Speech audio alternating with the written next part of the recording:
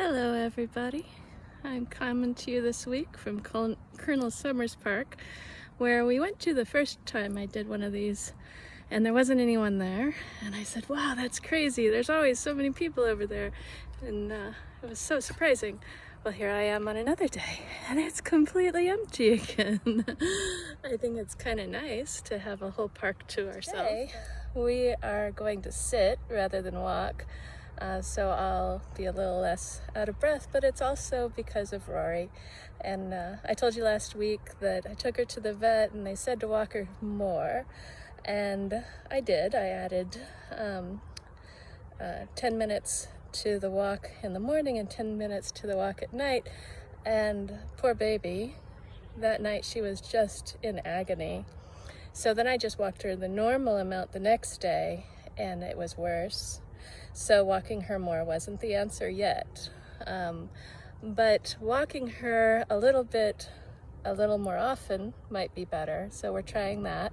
So today, instead of walking her all around the park, we're just walking to the park and letting her sit. She's already limping by the time we got to the park. I'm not sure if they know the right answer yet, so it's really trial and error, which brings up this week's kind of intention is to talk about up, down, and sideways, which is part of the healing process for most people. It's not linear. It goes all over the place. You want it to be linear. You want to say, I do this thing, that thing, or the other, easily, readily. You know, I can keep on doing that and I can improve on it, but that's not how our bodies work. There's just too many variables. So you have to listen. You have to say, today I can do this much, whatever that much is. You can try and push on that, but if your body resists it or gives you, a bad day the next day like it did for Rory, then you have to just listen to what your body's saying and acknowledge all of the progress you're already making towards your goals. For Rory right now, we don't know what those answers are, and she can't tell us. She can't say, I need today to be a slower day or whatever, but she can resist on the lead.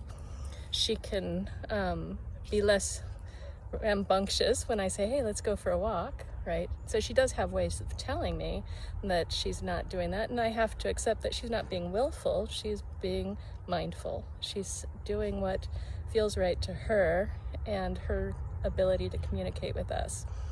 And that lesson relates so very well to so many of us who are going through a healing process, whether that's from grief or tragedy or loss or, mental health, physical health, weight gain, inactivity, loss of, your career ambitions, your educational goals, all these things. We've all been through so much. Oh my gosh. And when we look at what we used to do, we were all much more able to be more ambitious than we are right now. We have a lot of roadblocks, but that doesn't mean that we aren't able to reach our goals.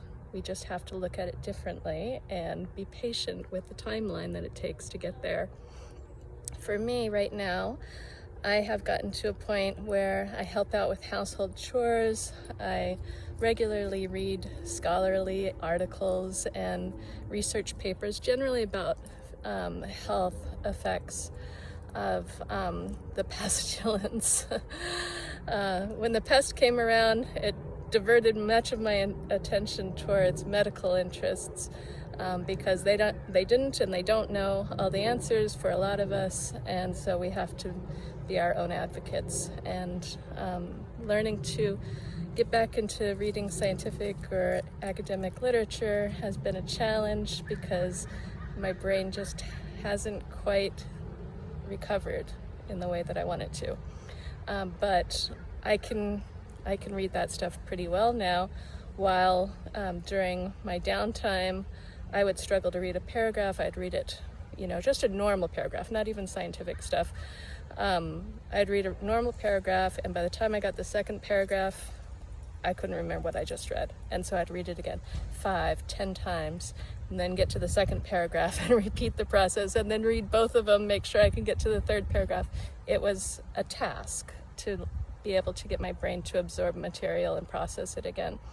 And now it's not a task, but it's still a challenge.